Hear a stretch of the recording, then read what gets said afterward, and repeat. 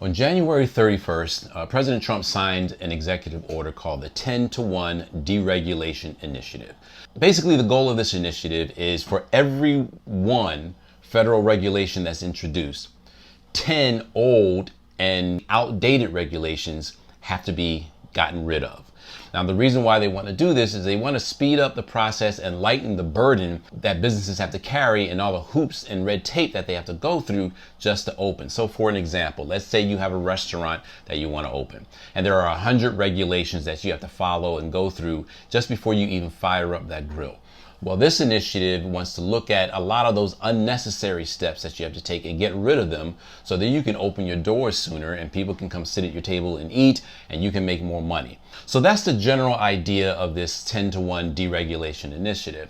Now, on the surface, that sounds great, but here's what you have to keep in mind, that as we get rid of what we're calling outdated regulations and steps, who's deeming which regulations are unnecessary?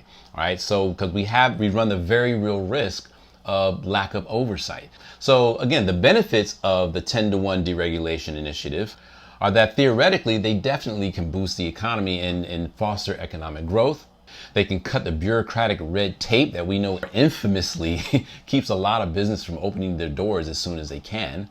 And it could also indirectly foster innovation, because while businesses are spending less time trying to meet every single regulation and cutting through all this bureaucratic red tape, they could be focusing on that time on improving and innovating new products and services. And then, as always, let's talk about the possible money-saving things. You know, businesses, it costs a lot of money to spend to file paperwork, hire lawyers or attorneys to review these paperworks, and then get all them. That actually costs a lot of money. So when you multiply that among hundreds of thousands of businesses, you're looking at millions of dollars possibly being saved. And the more businesses that get to open, the greater the competition. And the greater the competition, now that benefits us as consumers. You're looking at lower and more competitive prices. And again, as you've heard me say 3 or 4 times, it fosters economic growth. Now, what are the concerns that we really need to look at and pay attention to?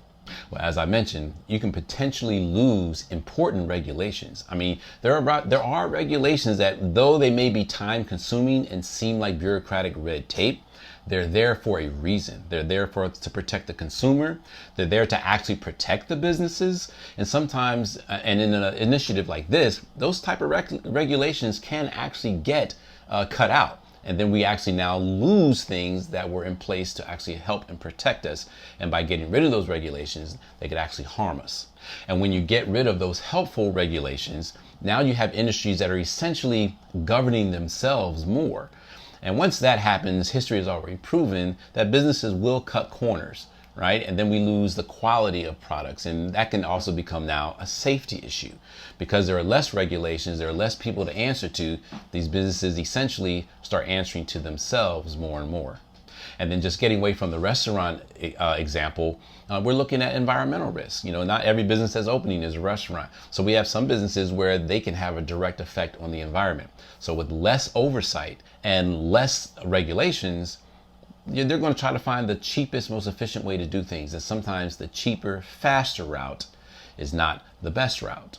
And when we're talking about businesses, you know, we're not just talking about small businesses. You know, large corporations would benefit from this too.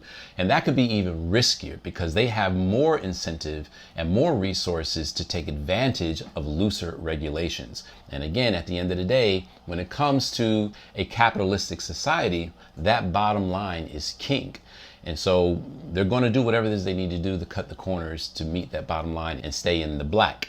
So these are some very important things to think about, and we can't just assume that none of these disadvantages or cons or concerns will happen. History has shown that they happen all the time. So on one hand, I think it's great to be able to have businesses open up and be able to operate more freely and smoothly and more efficiently, get the job done.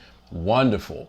But we're talking about humans here, and we're talking about capitalism here. So people have shown that they'll do anything for money, and that is a very real concern to think about here. So now as you understand what the 10-to-1 regulation initiative means, what are your thoughts?